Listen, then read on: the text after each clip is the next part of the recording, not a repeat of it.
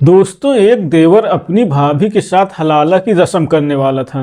लेकिन वो हलाला की रस्म शुरू करने से पहले ही शक्तिवर्धक दवाएं खा लेता है और उन दवाओं के नशे में अपनी भाभी के साथ हलाला करते हुए हैवानियत की सारी हदें पार कर देता है।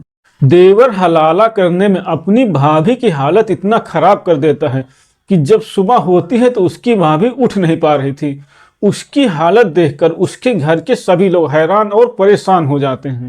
नमस्कार दोस्तों, मैं हूं राजन यादव। आप सभी का स्वागत करता हूं अपने YouTube चैनल पर एक नई कहानी के साथ। आशा करता हूं आप सभी लोग स्वस्थ होंगे और अपने परिवार वालों के साथ मस्त होंगे। दोस्तों, कहानी में आगे बढ़ने से पहले आप सभी लोगों से एक छोटी सी रिक्वेस्ट है। अगर आपने अभी तक हमारे चैनल को सब्सक्राइब नहीं किया तो प्लीज़ चैनल को सब्सक्राइब कर लीजिए।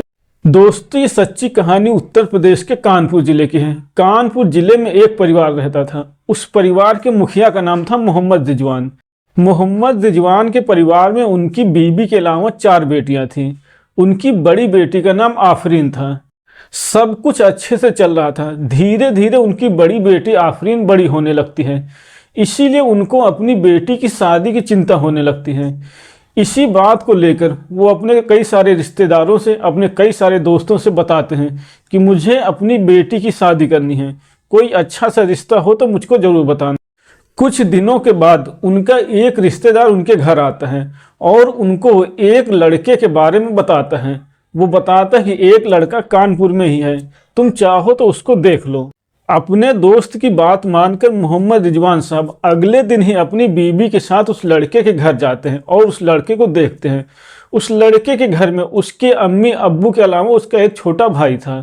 परिवार छोटा था, लड़का कानपुर में ही कमाता था, घर अच्छा था, इसीलिए उनको लड़का पसंद आ जाता है और वो उस लड़के के अब्बू को अपनी बेटी को देखने के लिए बुलाते हैं। दोस्तों, कुछ दिनों बाद सद्दाम के घर के सभी लोग आफरीन को देखने के लिए जाते हैं। आफरीन को जब वो लोग देखते हैं तो आफरीन उनको पसंद आ जाती है, क्योंकि वो देखने में काफ़ी खूबसूरत थी। इसीलिए दोनों परिवार के लोग दोनों का रिश्ता पक्का कर देते हैं और निकाह की एक डेट भी फिक्स कर देते हैं। कुछ दिनों के बाद फिक्स की गई डेट को दोनों का निकाह करा दिया जाता है। निकाह करने के बाद आफरीन अपनी ससुराल आ जाती है और अपने ससुराल में अच्छे से रह रही थी, सबका अच्छे से ध्यान रख रही थी, सब कुछ अच्छे से चल रहा था। आफरीन की ससुराल में उसका एक छोटा देवर था कफील।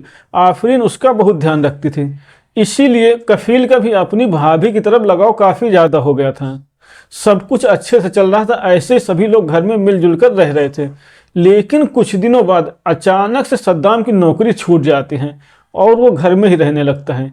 दूसरी नौकरी उसको मिल नहीं रही थी, इसीलिए वो धीरे धीरे डिप्रेशन में जाने लगता है और चिड़चिड़ा सा होने लगता है। इसी वजह से उसको घर के लोग भी ताने मारने लगते हैं। अब दोनों मियाँ और बीबी के बीच में भी झगड़े होने लगते हैं। बात इतना ज़्यादा बढ़ जाती है कि सद्दाम आफरीन को मारने भी लगता है। एक दिन सद्दाम और आफरीन के बीच में लड़ाई हो रही थी। सद्दाम आफरीन को बहुत बुरी तरह से पीटता है और गुस्से में ही उसको 3 बार तलाक तलाक तलाक बोल देता है।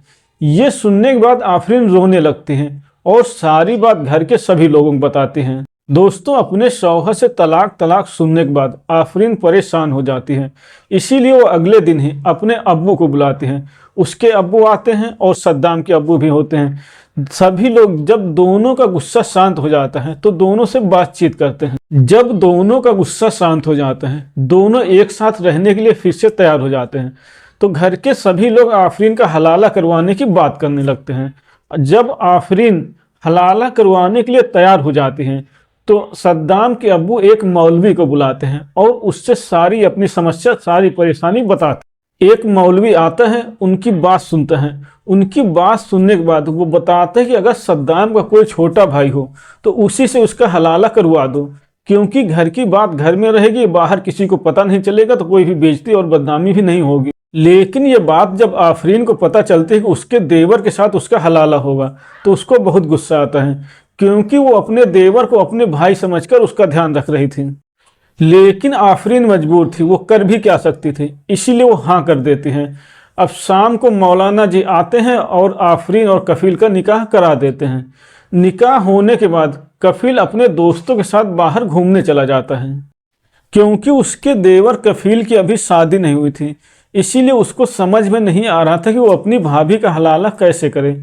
इसीलिए वो अपनी सारी बात अपने दोस्तों को बताता है उसकी बात सुनने के बाद उसका एक दोस्त उसको कुछ शक्तिवर्धक दवाएं देता है और बोलता है कि अपनी भाभी के पास जाने से पहले इन दवाओं को खा लेना, तो तुमको हलाला करने में कोई भी परेशानी, कोई भी दिक्कत का सामना नहीं करना पड़ेगा।